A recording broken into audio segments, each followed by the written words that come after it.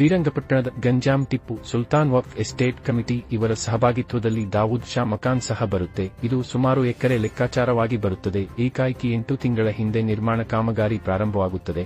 ಇಲ್ಲಿ ಯಾವುದೇ ಪರವಾನಿಗೆ ಇಲ್ಲದೆ ಏಕೆ ಕಾಮಗಾರಿ ಮಾಡುತ್ತಿದ್ದೀರಿ ಎಂದು ಸಾಮಾಜಿಕ ಹೋರಾಟಗಾರ ಮೊಹಮ್ಮದ್ ಅಲೀಂ ಉಲ್ಲಾ ಶರೀಫ್ ಪ್ರಶ್ನೆಯನ್ನು ಹಾಕಿದರು. ನಗರದ ತಮ್ಮ ಕಚೇರಿಯಲ್ಲಿ ಸುದ್ದಿಗೋಷ್ಠಿಯನ್ನು ಉದ್ದೇಶಿಸಿ ಮಾತನಾಡಿದ ಅವರು, ದಾವೂದ್ ಶಾ ಮಕಾನಿನಲ್ಲಿ ನೀವು ಮಾಡುತ್ತಿರುವ ನಿರ್ಮಾಣ ಕಾಮಗಾರಿಯು ಸರಿಯಾದ ರೀತಿಯಲ್ಲಿ ಕಾರ್ಯನಿರ್ವಹಿಸುತ್ತಿಲ್ಲ ಎಂದು ಕೇಳಿದೆ. ನಂತರ ಜಿಲ್ಲಾ ವಕ್ಫ್ ಅಧಿಕಾರಿ ಬಂದು ಸ್ಥಳವನ್ನು ಪರಿಶೀಲಿಸುತ್ತಾರೆ. ಅಲ್ಲಿ ಕಮಿಟಿ ಅವರಿಂದ ಹಾರ ತುರಾಯಿ ಮಾಡಿ ಸ್ವಾಗತ ಮಾಡುತ್ತಾರೆ. ಆದರೆ ಅವರ ಕೆಲಸ ಮಾತ್ರ ಪರಿಶೀಲನೆ ಅಷ್ಟೇ, ಯಾವುದೇ ಕ್ರಮವಾಗಲಿ ಚರ್ಚೆಯಾಗಲಿ ಯಾವುದೇ ಮಾಡಿಲ್ಲ ಎಂದು ಆಕ್ರೋಶ ವ್ಯಕ್ತಪಡಿಸಿದರು.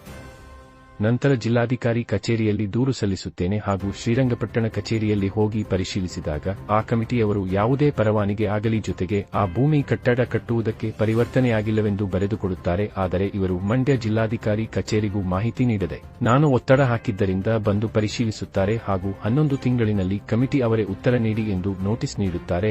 ಆದರೆ ಜಿಲ್ಲಾ ವಕ್ಫ್ ಅಧಿಕಾರಿಯವರು ಯಾವ ರೀತಿ ಆಡಳಿತ ಮಾಡುತ್ತಿದ್ದಾರೆ ಎಂದು ತಮ್ಮ ಅಸಮಾಧಾನವನ್ನು ವ್ಯಕ್ತಪಡಿಸಿದರು.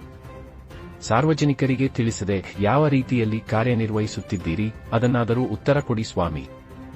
ನಾನು ಬೆಂಗಳೂರಿನ ಕಚೇರಿಗೂ ಹೋಗಿ ದೂರು ನೀಡಿ ಸುದ್ದಿಗೋಷ್ಠಿಗಳ ಮೂಲಕ ಇವರ ವಿರುದ್ಧ ವಾಗ್ದಾಳಿ ಮಾಡಿದ್ದರಿಂದ ಅಚಾನಕ್ಕಾಗಿ 10 ದಿನದಲ್ಲಿ ದಾವೂದ್ ಶಾ ಮಕಾನ್ ಕಾಮಗಾರಿಯನ್ನು ನಿಲ್ಲಿಸಿ ಎಂದು ನೋಟಿಸ್ ಜಾರಿ ಮಾಡುತ್ತಾರೆ. ಅಲ್ಲಾ ಸ್ವಾಮಿ, ಅಲ್ಲಿ ಸಂಪೂರ್ಣವಾಗಿ ಕಾಮಗಾರಿ ಮುಗಿಸಿ ಕಟ್ಟಡಗಳನ್ನು ಬಾಡಿಗೆಗೆ ನೀಡಿ ವಹಿವಾಟು ಪ್ರಾರಂಭ ನಡೆಯುತ್ತಿದೆ. ನೀವು ಈಗ ಕಾಮಗಾರಿ ನಿಲ್ಲಿಸಿ ಎಂದು ನೋಟಿಸ್ ನೀಡಿದ್ದೀರಿ. ಅಧಿಕಾರಿಗಳು ಮತ್ತು ಕಮಿಟಿ ಅವರು ಸೇರಿಕೊಂಡು ಕಣ್ಣ ಮುಚ್ಚಾಲೆ ಆಟವಾಡುತ್ತಿದ್ದೀರಾ ಎಂದು ಅಧಿಕಾರಿಗಳ ವಿರುದ್ಧ ಕೆಂಡಾಮಂಡಲವಾದರು.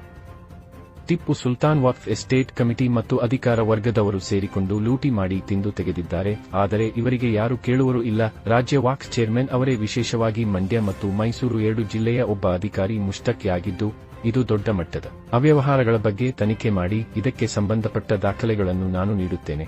ಯಾರು ತಪ್ಪಿತಸ್ಥರು ಅವರಿಗೆ ಕಾನೂನಾತ್ಮಕವಾಗಿ ಶಿಸ್ತು ಕ್ರಮ ಜರುಗಿಸಬೇಕಾಗಿ ತಮ್ಮಲ್ಲಿ ಮನವಿ ಮಾಡಿದರು.